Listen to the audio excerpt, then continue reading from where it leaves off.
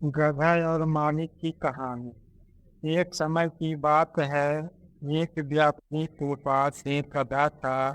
वह गधा हर रोज व्यापारी का सामान ढोता और बाजार तक ले जाता था। गधा मेहनती था, लेकिन व्यापारी कभी भी उसका ख्याल नहीं रखता था। वह उसे बहुत ज्यादा काम करवाता और कभी खाने पीने का ठीक से ध्यान नहीं देता था। एक दिन गधा बहुत थक गया था। उसने सोचा, मुझे इस मालिक के पास से भाग जाना चाहिए।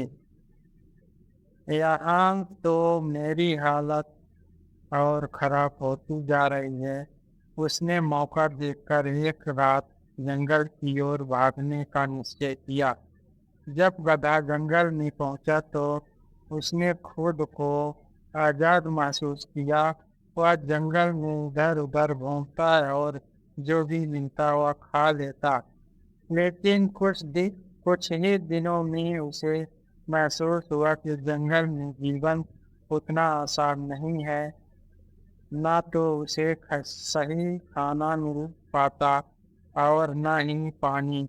जंगली जानवर से भी उसे डर लगने लगा।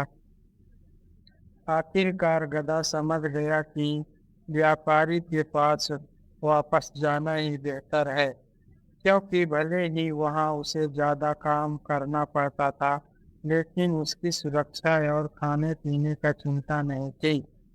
वह व्यापारी के पास वापस चला गया। जब व्यापारी ने गधे को देखा तो उसे भी अपनी गलती का एहसास हुआ। उसने सोचा, मेरा गधा इतना मेहनती है, फिर भी मैंने उसका ख्याल नहीं रखा। अगर गधा फिर से भाग गया तो मैं क्या करूँगा। उस दिन के बाद से व्यापारी के गधे का ध्यान रखना शुरू कर दिया। वह उसे सही समय पर खाना पीना देना लगा और उसे आराम भी करने दिया। गधा भी खुद का और पूरी मेहनत से व्यापारी का काम करता रहा। इस कहानी से यह सीखने को मिलता है कि हमें अपने